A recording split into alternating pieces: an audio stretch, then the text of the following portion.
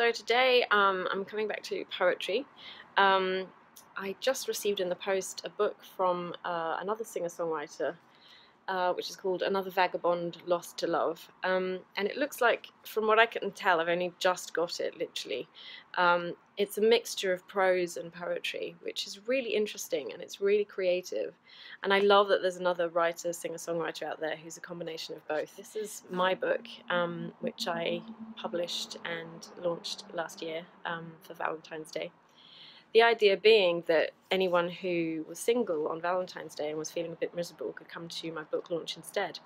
And we had some chocolates and some champagne, and I made it a show where I combined a little bit of everything, really. I did a tiny sketch where I was acting out one of the dates I'd been on and how preposterous it was.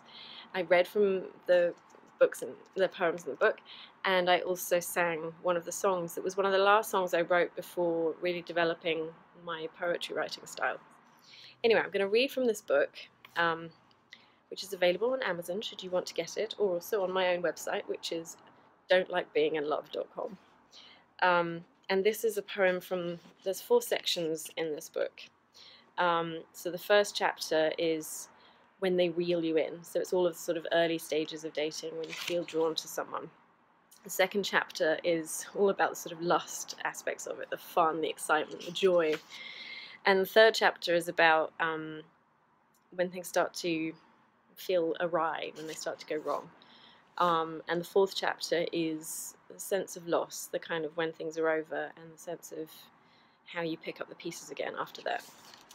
So this is the first one in the final section, and it's just called Walking Across the Brooklyn Bridge. I don't know where to put the love I still have for you. I guess it's just going to have to sit there or dissolve like sugar in your Earl Grey tea. You were always in need of more sweetness than me, like the fun we felt dissolved when we just couldn't see beyond that one thing. There's always that just one thing that comes up, and we're both taking it way too seriously.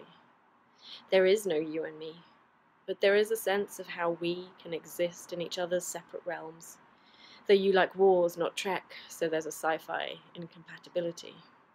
I'm glad you found you and I found me for a while in all of our confusion, like an Ewok in the captain's ready room on the Starship Enterprise. There was something a little awry inside, almost a match, but just not quite.